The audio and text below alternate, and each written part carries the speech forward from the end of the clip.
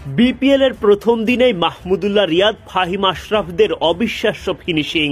কখনো শাহিন আফ্রিদি, কখনো বা ফাহিম আশরাফকে সাথে নিয়ে বুক চিতিয়ে লড়াই মাহমুদুল্লাহ রিয়াদের।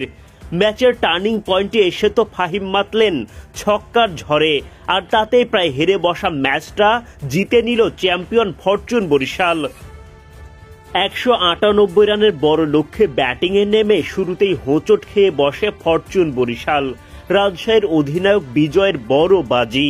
ইনিংসের প্রথম ওভারেই বোলিংয়ে আনেন জিশান আলমকে। প্রথম বলে জিশান এলবিডব্লিউর ফাঁদে ফেলেন নাজমুল শান্তকে। পরের ওভারে তাসকিন নাচিয়ে ছাড়েন তামিম ইকবালকে। খান সাহেবও এলবিডব্লিউর শিকার হয়ে মাঠ ছাড়েন। মাত্র 12 রান তুলতেই দুই ওপেনারকে হারায় বরিশাল। তাসকিনের দ্বিতীয় শিকার বিগ ফিশ কাইল মেয়ার্স। উইকেট তুলতে আনন্দে আত্মহারা তাসকিন এবার নিজেই নাচতে শুরু করেন। হাসান মুরাদ তোলেন মুশফিকুর রহিমের উইকেট। দলের বিপদের মাঝে উইকেট হারিয়ে হতাশায় মুষড়ে পড়েন মুশির পর তাওহিদ হৃদয়ও মুরাদের ফাঁদে পা দিয়ে বিদায় নেন। মাত্র 61 রান তুলতেই 5 উইকেট হারায় বরিশাল। জয়ের স্বপ্নে তখন বিভোর রাজশাহী।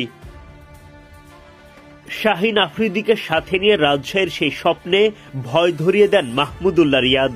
তখন ছক্কা হজমের পরের বলেই তাসকিন তোলেন শাহিনের উইকেট। উদযাপনেও রাজকীয়তা রাজশাহীর তাসকিনের। 17 বল থেকে 27 রান করে ফেরেন শাহিন বিদায় নিলে ফাহিম আশরাফের সাথে জুটি গড়ে তোলেন রিয়াদ। একদিকে ফাহিম, অন্যদিকে রিয়াদ বাউন্ডারির মেলা সাজান। মারকুটে ব্যাটিংয়ে দ্রুত গতিতে 50 তুলে ম্যাচ জমিয়ে তোলেন রিয়াদ। একই সাথে ফাহিম আশরাফ একের পর এক ছক্কায় ম্যাচটা নিয়ে আসেন বরিশালের নাগালের মাঝে। শেষ পর্যন্ত 197 রানের পাহাড় টপকে টুর্নামেন্ট শুরুর ম্যাচটা জিতে নেন রিয়াদ ফাহিমরা। সোমবার শুরু হলো বিপিএল এর 11তম আসর। প্রথম ম্যাচেই মাঠে নামে চ্যাম্পিয়ন ফরচুন বরিশাল আর নবাগত দুর্বার রাজশাহী। টস করতে নেমেই এলোমেলো দশা রাজশাহীর। অধিনায়ক এনামুল হক বিজয়ের গায়ে দেখা নেই ম্যাচ জার্সির। তামিমের কাছে টস হেরে আগে ব্যাটিংয়ে বিজয়রা। ব্যাটিংয়ে নেমেও শুরুটা মন মতো হয়নি রাজশাহীর। ইনিংসের দ্বিতীয় ওভারেই কাইল মেয়ার্সের শিকার জিশান আলম। মেয়ার্সের ইনসুইঙ্গারের সামনে দিশেহারা জিশান। রানের খাতা খোলার আগেই বোল্ড এই ব্যাটার।